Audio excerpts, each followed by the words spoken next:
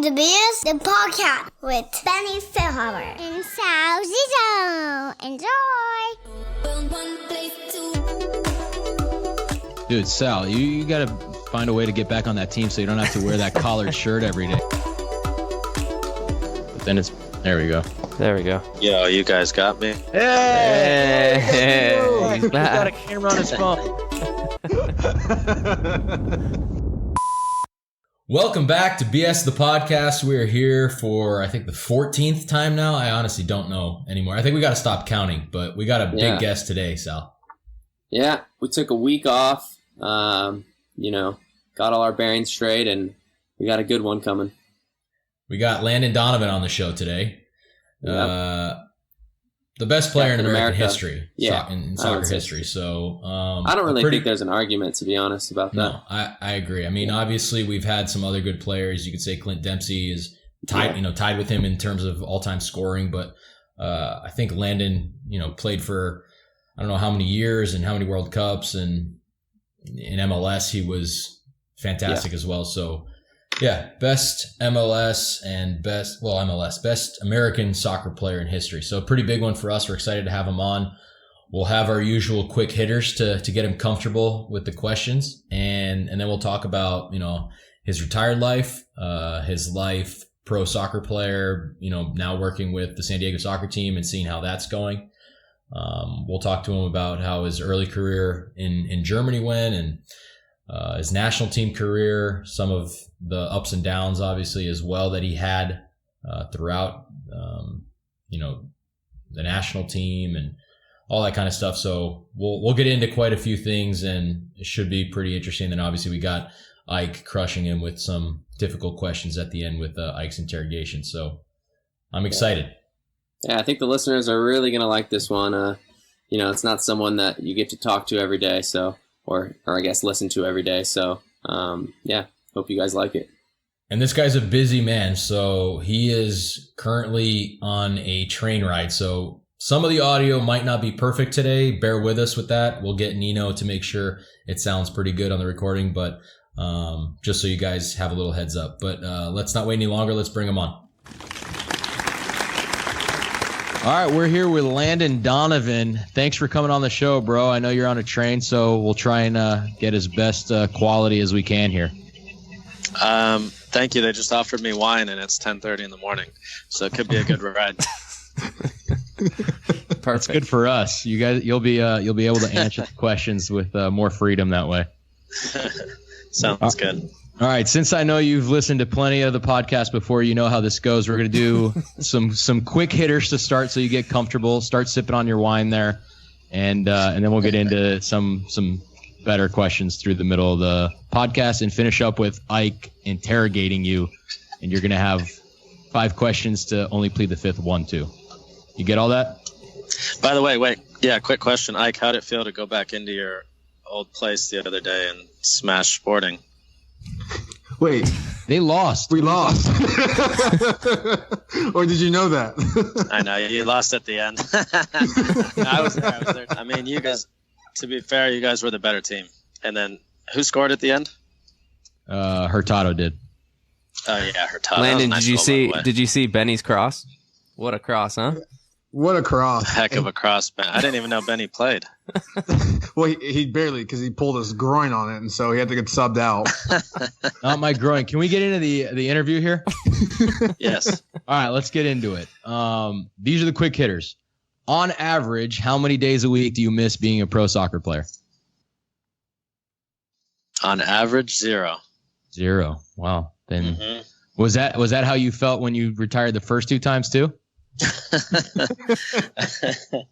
Yeah, actually. Really? I'm surprised you came back then twice if you didn't really miss it at all. Well, there are multiple reasons that go into coming back, right? I mean, I wanted my kids to see me play. That was 1. Yeah. 2, helping the Galaxy was exciting for me. And then 3, having a chance to go to Mexico was great. So, it wasn't always about the soccer, but they were good. They were good opportunities. Nice. All right. Better feeling after a goal. 1-0 against Algeria in 2010. Your goal against Mexico in 2002. and to put you in the quarterfinals, or goal to break the MLS scoring record? Dang, that's a good question. You have a good producer. I'm going to say, honestly, because of all that had happened in that week and a half, probably the goal to break the MLS record. There was just such a feeling of vindication, and that was a hard 2 weeks for me. So that was a pretty special moment. Nice. I was hoping you'd say the 1-0 just because I was. I know, because you've been pictured in it a million times. You were chasing him. That's a glorious picture, dude. As long as I'm in the picture, I'm happy, man. It's such a glorious picture. You could tell all your grandkids that you scored the goal. They won't know any different. The way I'm celebrating, you're right. All right. Biggest disappointment in your career: not succeeding in Germany at an early age, not making the 2014 World Cup team, not realizing your true calling as an actor earlier after your Wells Fargo commercials.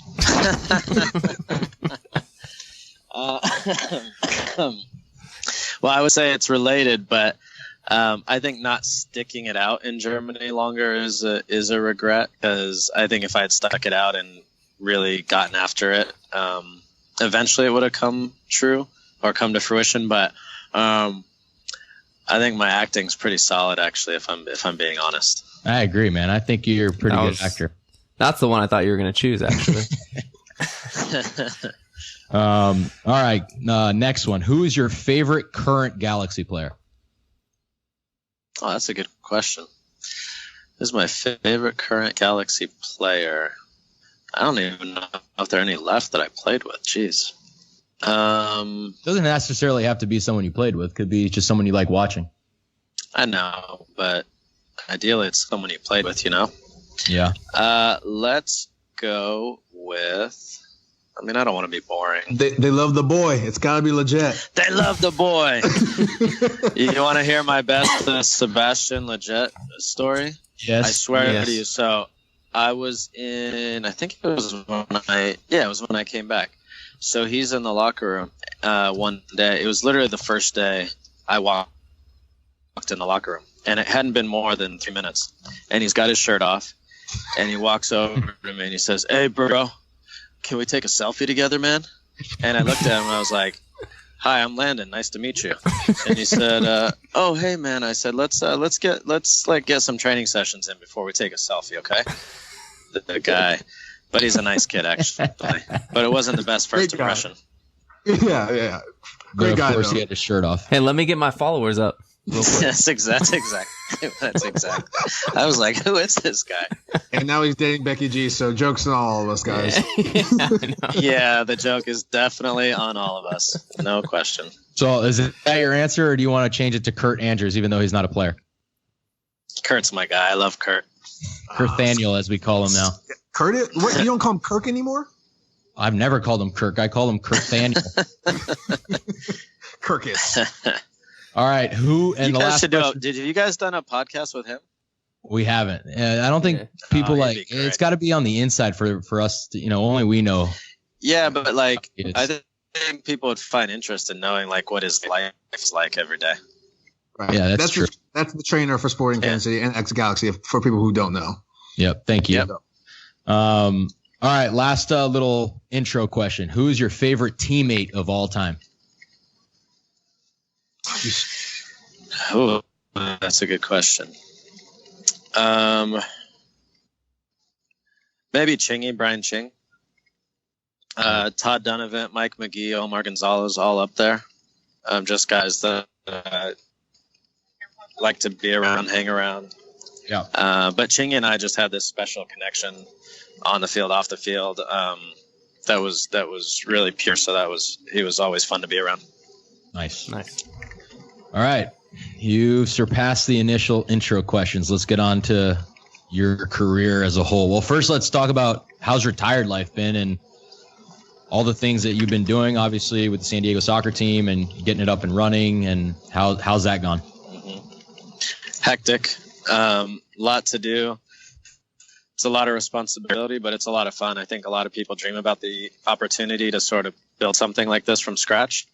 So I have no clue what I'm doing on a day-by-day basis. I'm trying to learn, but it's a lot of fun. And as Sal knows, it's a pretty special place to do it in. San Diego's a pretty cool place, so having that opportunity is really cool. Yep. Have you guys gotten any further along with the team name, or are we still letting the fans kind of pick it? So we've moved through quite a few different ones that we're not going to use, and then we're finalizing a few more that we have gathered from the community. So the community has already given us, I think, pretty much all the input we're going to need, and then there's this crazy process that goes on with the name. You've got to go through all the trademark process, all the legal process to make sure. So we're kind of going to vet out a few of them and then make sure that they're actually usable. And then once we get to that place, then we can move forward and select a name. Nice. Dude, Sal, you got to find a way to get back on that team so you don't have to wear that collared shirt every day anymore. We can't take it anymore with that collared shirt. Who knows, Benny? Who knows, man? That's a good idea, actually. Yeah. How many you know pit this guy's stains do you selling have? house. What's that, Ike? No, I was saying, how many pit stains do you have in your collar shirt, Sal? It's a white collared shirt, so if you look at the collar, I got you know how it gets really stained around the collar. Oh man, You've been reusing that shirt too. Man, and this guy right now, he's wearing a white collared shirt. He's sitting inside his garage doing this. I know you can't see this. In 120 degrees in Las Vegas. Sweating. With his car running in the garage. It's kind of actually... All right, moving on. By the way, I'll be retired in a couple of years at best here, Landon, so keep me in mind for future job offers. You can sell homes in San Diego. No, I can't do that. That'd be his worst job. He's stated that many times on this podcast, that there's no other job. Here's a question for you that I find interesting because I went to Germany at a young age as well. And what was the most difficult aspect of playing in Germany with Leverkusen at a young age for you? Not obviously, but for me culturally, it was so weird because coming from Southern California, as you know, it's like you see the sun every day. People are happy. There's this sort of joyfulness about people as a general statement. Southern California, but where I went in Germany was this hard working class town. Sun barely came out. People were kind of cold. And I wish I had understood that better, because if you understand that, you can sort of fit in better. And then from the soccer side, I'd always been a star growing up. So going into that environment, they didn't care who the hell we were, right? They didn't care who some young American was. They wanted to see you perform. And if you didn't perform, they didn't care. And that was hard for me because I wasn't nearly good enough. Yeah, I would say, to be honest, that's exactly what I would say about my time in Germany. It was tough getting to adapt to the culture, and I almost wish I had gone at an older age where I kind of knew what to expect. I also, that's right. From my perspective, the one thing that I always thought helped me my second year was actually learning the language. I felt like that was like a huge deal for the Germans or like around us to accept. Once you knew German, I felt like they gave you more of a chance in every aspect of life. Or at least tried, right? Yeah. Well, you guys think about it with foreigners that come into your team. They at least try to learn the language and speak. You give them a little more benefit of the doubt, right? Right. Yeah, So, definitely. I think that's an important point. Yeah. And it's nice to be able to walk somewhere on Sunday and not have it be closed in the U.S. Oh, dude, I hated that. Oh, my God. You're like, what am I going to do today? Oh, no, it's Sunday. Everything is closed. Sitting inside all day. It was the only day you had off all week, and you had to sit in your house all day. I was I'm older than you guys, but I was like sitting in my house on AOL Messenger all day. Oh, I had that. Oh, we did that. Oh, yeah, I am. My God. Well, if you knew Benny's life motto, we'd always be like, "Hey, Benny, come hang out with us. We're gonna go here. He'd be like, "Why? I bought this house. I'm gonna sit in it. What's the point of spending all this money if I'm not gonna be in my house?" So that actually shows you well. You're going back to Germany. Oh, Benny. Yeah, dude, I love Sundays in Germany. All right, moving a little fast forward here, Landon, but I know you're a modest guy sometimes, but you're the best American soccer player to ever play. And I don't know if there was a specific moment when you kind of realize that you were in that spot and you kind of had to play to that level? Was there like a specific moment, maybe specific World Cup, or I don't know, an MLS season? So I'm not necessarily going to agree with your first sentence, but I will say there was a moment where it was actually a bad moment. It was after 2006 World Cup. When I came home, I had a terrible tournament, and the team got knocked out in the first round. And I realized up until that point, it had all been rosy and good and happy, and everyone was high on me and all this, that I finally realized that I was carrying those expectations without really realizing it. Yeah. And then when it goes bad and people come down on you and people are hard on you, you kind of wake up and go, oh my God, like I gotta take this even more seriously because I don't want to fail. Right? You go from when you're a kid to like, this is so easy and fun and happy, to like, oh wow, if I don't perform, people are going to really care about this. So that was the wake up call for me. Yeah. I mean, and luckily for me, I was there in 2010, and I feel like, I don't know. I mean, you, in certain games, you definitely put us on your shoulder and just carried us through. So something happened in between 2006 and 2010, because 2006 was not great performances, not from just you, but from like the whole team, I feel like. I mean, you guys were coming off that 2002 World Cup high too, where everyone expected you guys to improve on it. So Yep. Well said. Talking about the national team a little bit. I know, Sal, you wanted to get into this. We've talked about this like with certain players that have come on, whether they're on the national team now or not. But did you watch the game against Mexico this last couple nights ago? Unfortunately, I did.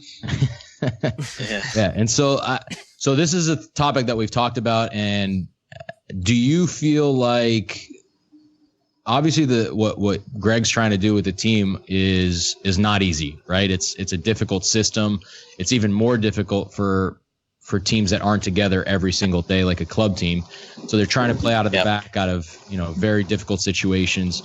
And on a national team, you can't go out and, buy a player that fits the system. You got to kind of figure out a way to get the system to work with the players that you have. So do you think that this is, we're going in the right direction in terms of, building out of this? We have to have kind of more of a balance. What do you think? I don't know. I don't know the answer to that. When I'm watching the game, I say to myself as a fan, I'm so frustrated. I'm saying, what are we doing? Right? I mean, I can speak to this better than we can. There's a point where you get a ball passed back to you, and I wasn't in this situation very often, where your soccer brain says, okay, this is trouble. I'm getting rid of this thing. I'm putting it 30 rows up in the stadium, or I'm putting it all the way up the field. And I don't see that process happening with our defenders, and certainly not with Zach Steffen. And so you're asking yourself, well, why do they keep trying to force this round peg into a square hole? It doesn't really make sense to me. Now, long term, is that the right thing to do? I mean, we can have a discussion about that. My worry is that what you already said, Ben, is that these guys don't have 6 months together to learn and figure out how to figure this out. And you can't, it's okay now, right? Because these results don't matter. But in a year from now, we're going to be talking about qualifying, and you give up a goal like we did the other night, again, the second goal against Mexico, and you might be out of the World Cup. Yeah. Right. So I think we're all probably frustrated watching it. I know Greg has the big picture in mind, which is good. But at some point there may have to be some adaptation, because you just can't keep leaking goals at that level. Yeah. It's not sustainable. Right. My biggest worry, and this is, I think Greg's a really good coach. I mean, he obviously proved that in Columbus.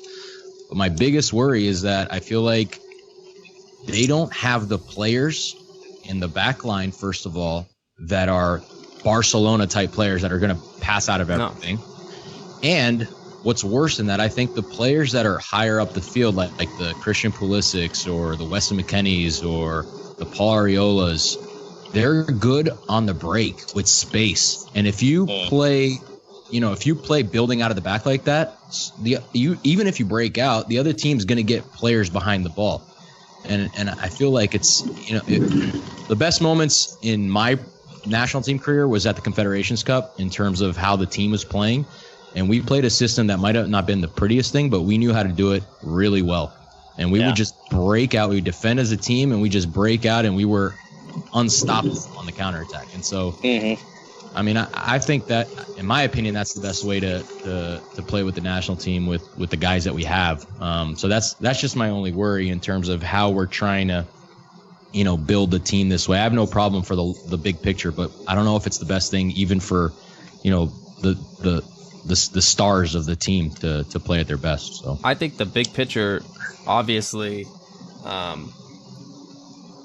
like, I just don't see us ever competing in that style with like a Spain or Brazil or whatever, If we're really going to be a team that's going to pass it out of the back, how are we going to do that against a top team like that when, we're not even going to see the ball 40% of the time? You know what I mean? Yeah, that's a good point. Realistically, our goal is to win the World Cup. I mean, you know what I mean? So how are we going to do that? What would you, if you had a coach that was telling you constantly, you have to play out of back, have to play out of the back, have to play out of the back, and you got in a situation like that, how would you respond to that? Yeah, I mean, I think it's whatever Greg's saying, he's clearly giving them the freedom to make mistakes, because I would be wired to clear a couple of the, not even 50-50s, the 70-30s that, the opponent's advantage. I would be more wired to, play it the safer route. But obviously I think Greg is telling these guys that the only way that we can get to the end goal with the bigger picture is to make mistakes and to play through the mistakes and not be scared, even though you kind of see, players being scared on the field, especially playing Mexico. But I think with Greg too, I'm curious because we don't know this, right? We don't know what his vertical integration is from even the youngest of U14s or whatever it be, trickling up. Because I have a feeling that he wouldn't want the full team to be playing a completely different style than, his 20s, 23s, 17s, 15s. And so I'm curious, and maybe maybe someone on here knows, maybe someone's read it. But I think that for him, he's buying in for the entire program, big picture. Well, that's fine, right? That's fine, especially with the youth teams. But at the national team level, you got to get results, right? It's always a win now. Yeah. Yeah, so, and I think Sal, you said it. Like, we just don't have those players. Everyone says, "Well, what kind of style are you guys going to play in San Diego with your USL team?" And I could say, "Oh, we're going to build out of the back and have possession and be attacking and do all these things." One, if you don't have the players, if you don't end up getting the players that can do that, you're going to fail.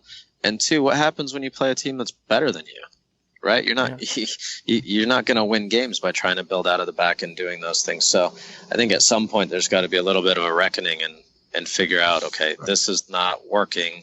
What are we going to do next? Yeah. And I feel like in that example as well, Landon, at least you can go out and buy the players you want, or try to buy the players you want.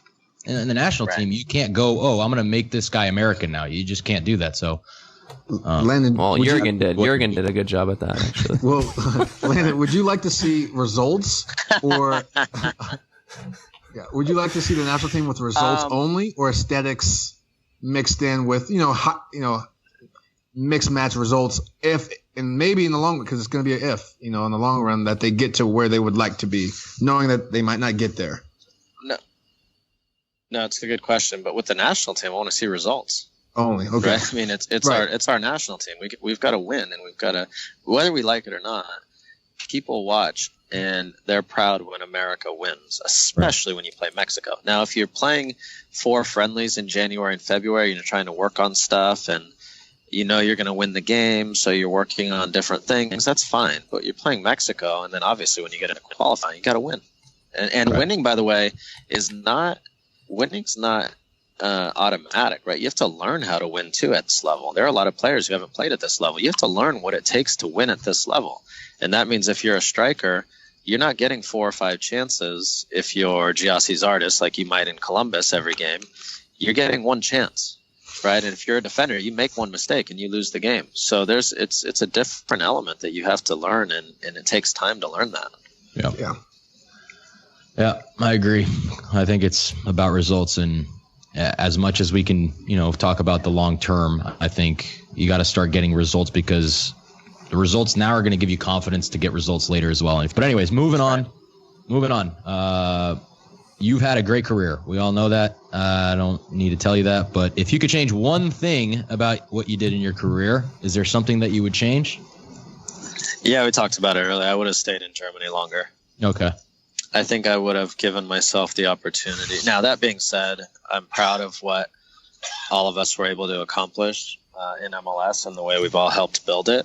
But I would have liked the opportunity to see if that would have panned out or not. And How old were you? Go ahead. How old were you when you came back from Leverkusen? I was 18. Okay, yeah, you were young, 4 years young then. Yeah. Jeez. Yeah. Yeah, man. I mean, it's tough. I mean, I went there when I was 20, and so I was a little older than you, but still, I know how difficult it is to, come, like you said, from California, a completely different lifestyle, being close to your home and your parents. And then I have the same, not regret, like, it's similar to you. I really do have the thought that I wish I'd gone to Germany, maybe a little bit more mature, a little bit older, because I think it's a great league. I had a lot of fun playing there while I was there, but I still needed to be a little bit more mature and a better, soccer player to make it there. I was homesick going to UCLA at 18. I couldn't imagine going from San Diego to LA. And then I went to Germany, and it was even another step. So, dude, yeah, I can't imagine being that young. It's tough. All right. This is a question actually by your boy Kurt Andrews. He really wanted to know. I don't even know what the question is, honestly. He just said, talk about Cambodia sabbatical. What did you do in Cambodia? How long were you there, and what did you do? And why was it better than playing soccer? Like, what happened? So I had a long, probably a couple of years playing where I was not enjoying it. Yeah. And it's kind of crazy to say, right? Because you're playing a sport for a living. I reached a point where I had two options. I could either take a break and come back, or I could just retire. And I contemplated both pretty seriously. I was, I've talked openly about this. I have a lot of mental health and depression in my family. I was quite depressed over those 2 years because I was not enjoying my life. And so I decided that in order to have the best chance to keep playing, I needed to get away for a while and see if I still wanted to play.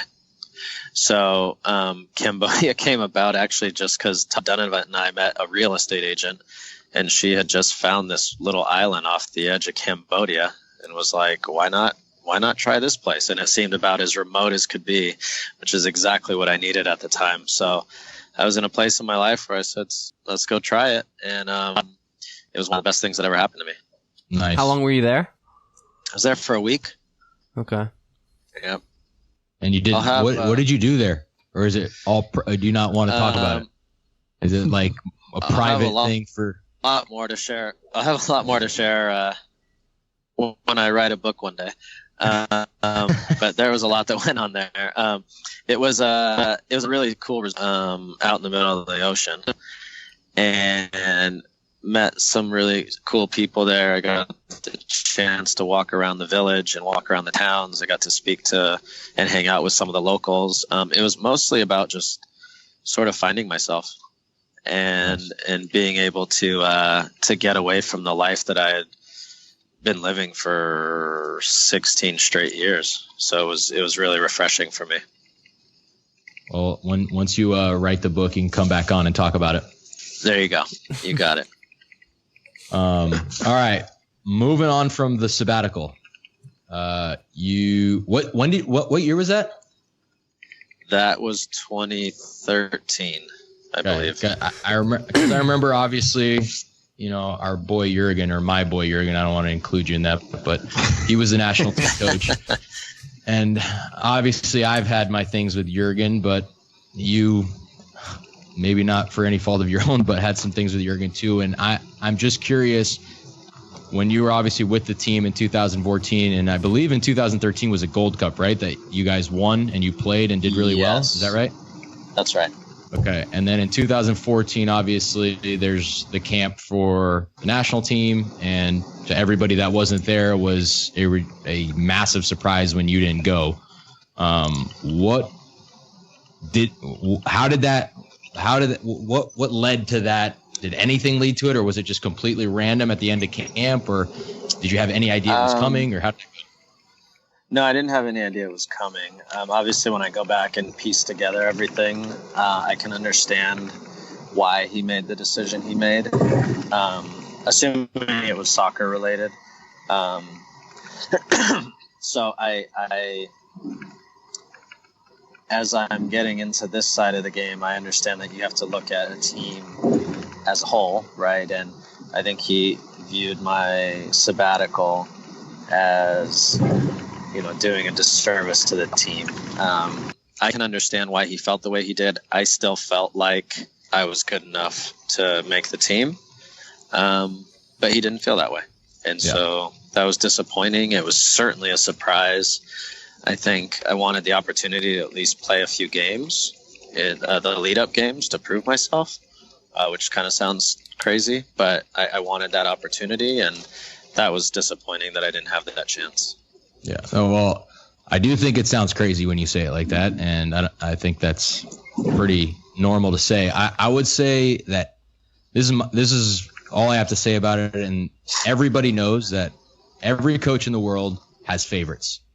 I mean, that's just a fact. It's not something crazy that anybody's saying, And with favorites come the people that are inevitably not the favorites. And so Jurgen didn't like me. He didn't like me, whether he says it's because, I didn't play as well as some other guys. And I'll go out on a limb and say that I don't think he liked you very much either, for as good as you are as a soccer player. For some reason, he didn't like your decisions, and he made that decision from, in my opinion, not a soccer Landon, was there anything that happened while you went to Bayern Munich when he was the coach?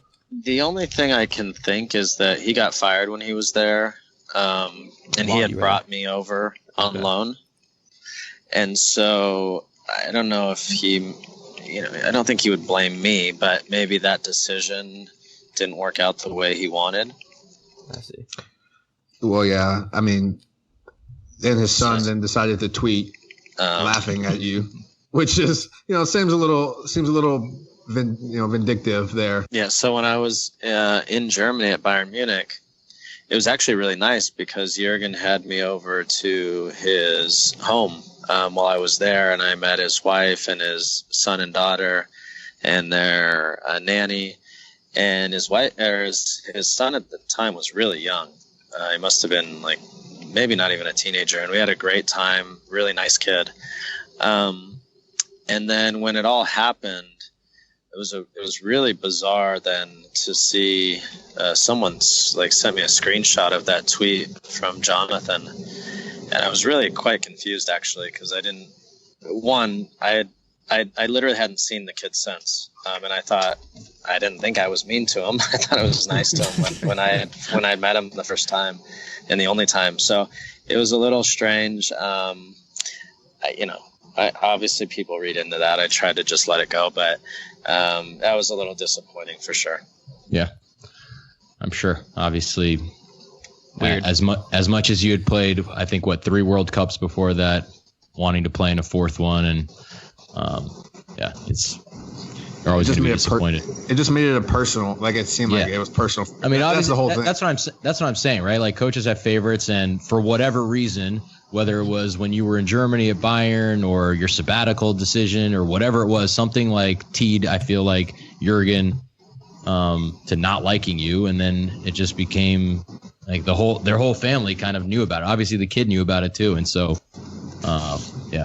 Something weird, but that I feel like that happens. I mean, every relationship is personal to some degree, and that's why I say that decision wasn't a soccer-related decision to take. Even if you didn't like someone personally, I don't think there was value I could have added by being there, even if I didn't play a lot, right? So that part was a little disappointing for me because I didn't feel like it was justified to not. Now, if you didn't play me or start me, that's one thing, but I still felt like I had value to give. Agreed. Absolutely. All right, moving on from Jurgen Klinsmann. He's had enough talk on this. Let's go back to MLS. I know you watch a lot of soccer. I know you watch MLS. Obviously, with your job now, you have to watch players. And so my question to you is, who would you love to play for in terms of a team, the environment, the style of play in MLS today, if you had to pick one team and you can't pick. You just get to play for Bruce. It can't be just Bruce. I was gonna say, can I say Bruce at the Galaxy? I think most people would say that similar. I think Atlanta's been pretty special at what they've done there and what they've built there. And I think having the opportunity, minus the turf, to play there would be pretty special. And Sal can speak to it, unlike all of us. But what a special place to play, right? Yeah, I mean, it's up there with the European fields, like the Dortmund vibe. Maybe not quite that, but it's up there for sure. Just inflating the Atlanta United fans' egos right now, Sal. Thanks for that. That's exactly what they needed. They need it, man. They were down in the dumps early on in the season. They lost one game out of 10. They were struggling. Two hard weeks, and then they're jumping off cliffs. Wait, Landon, you wouldn't walk across the street to LAFC? Never, ever. All right, LD. Last set of questions is with Ike. It's Ike's interrogation. He's going to ask you 5 questions.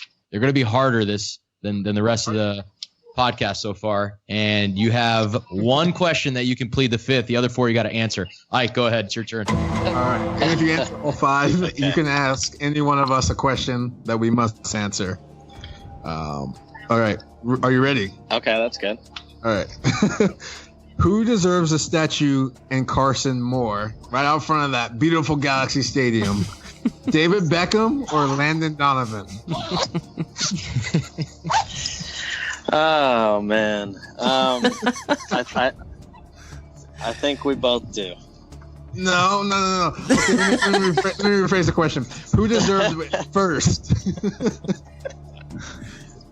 Okay, who deserved it first? Kobe Jones. Are we going to count that as a plead the 5th, or did he answer that? You got to rephrase your question next time. Wrote in an answer there. We'll come back to it. We'll see. We'll give him a half pass.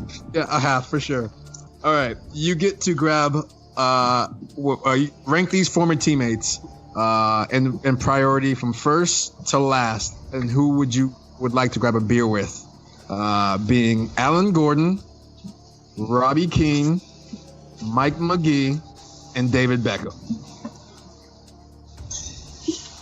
Jeez. Mike McGee, Alan Gordon, probably Keno, then David. Keno's a funny dude. David last. I like all of them. Don't Well, if you have to do some inner workings with Inter Miami, I guess you got to keep it cordial. But well, okay. So of the players who were in your national team era, who had the biggest impact on U.S. soccer? You, Tim Howard, Clint Dempsey, or DeMarcus Beasley, and why? Jeez. And why? Who had the biggest impact? I don't want to use my plead the 5th too early. If You already did in the first question. You kind of already did. So No, I didn't. Actually, before you got on, I said, Benny, if I really wanted to, we could have our first ever plead the 5th, multiple questions. On all. But I'd like to genuinely know some of these questions. That's why I'm not making them too hard, I don't think. All right. Well, I'm going to say who had the biggest impact. I'm going to say Tim, based on not only his playing, but what he's dealt with and brought about awareness with Tourette's. I think that's more than the rest of us have done. So we'll say Timmy. Tim Howard. My former teammate for 3 months. The last 2 will be actually okay. We'll go to a fan question. I had to alter it a little bit, but what club were you close to joining that no one knows about? Oh, that's a good question. I've got a couple. Can I give a couple? Yeah. The more the merrier. Chievo Verona Okay. at one point. Was it Michael there at one point? Yeah, but this was long before that. Or, Portsmouth at one point before they went bankrupt. Club America. okay. And these were all during your prime times, I assume, then, and just fell through for different reasons. Yeah. Yep. Interesting. All right, what could have been. All right, final question. Now that you have your hand on a lot of things, but when you're in media, you get to work with some awesome people. Instead of knowing who the best member of the media to work with, I want to know who the most annoying media member is to work with. To work with? Yeah, just straight up annoying, have no time for it. Ronaldo for sure. They just talk so much. So like we'll do the pregame, and then you want to watch the game, so you can actually speak at halftime about what you're watching, and he will literally talk to you the entire time. I can't watch the game. You're just sitting there with him. Yeah, you're trying to figure out what you can, watch and talk about at halftime, and he just talks and talks and talks and talks. It's so annoying. You're off the hot seat. I'm not sure you answered all of them. Depends who you're going to ask the question to. If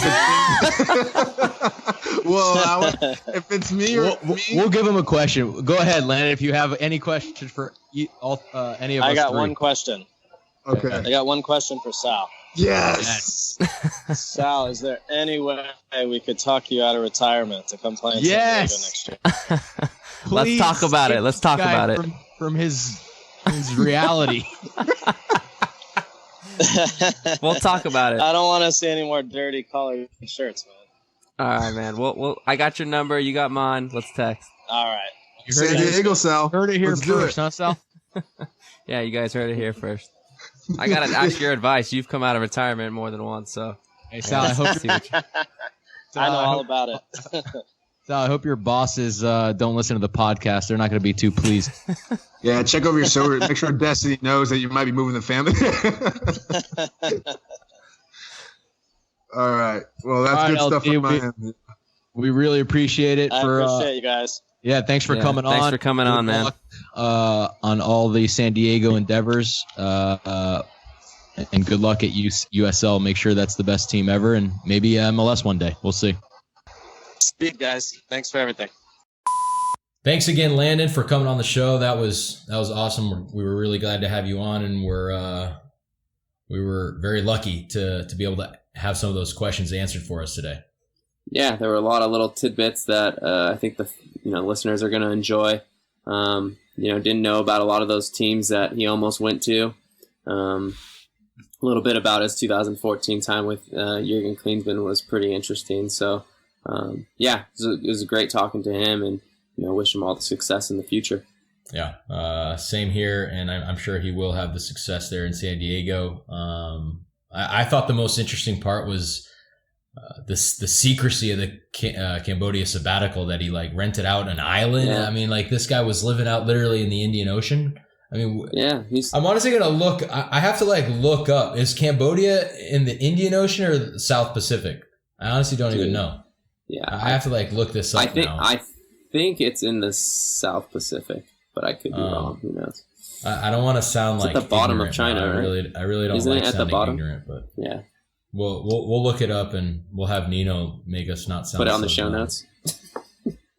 I honestly can't find Cambodia on a map, but we'll definitely get There it is. It's right under Thailand. Right under Thailand. Yep. Oh yeah. Yeah. All right. So, South Pacific. We were right. South Pacific. Wow, we're geniuses. All right. Yeah, I thought that part with the sabbatical in Cambodia where he was on an island, that was pretty amusing, and I feel like I'm gonna have to, if he actually does write a book about it, it'll be pretty interesting to learn there should be about a couple chapters dedicated to it for sure. I hope there's a chapter dedicated to BS the podcast. Yeah, just his time on here alone.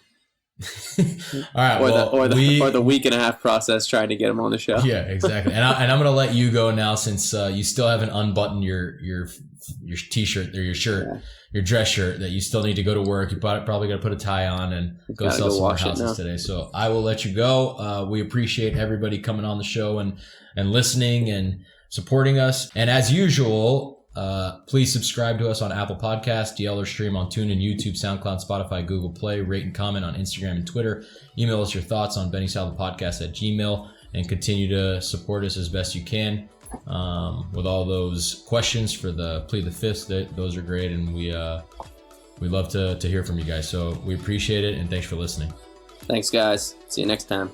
Bye.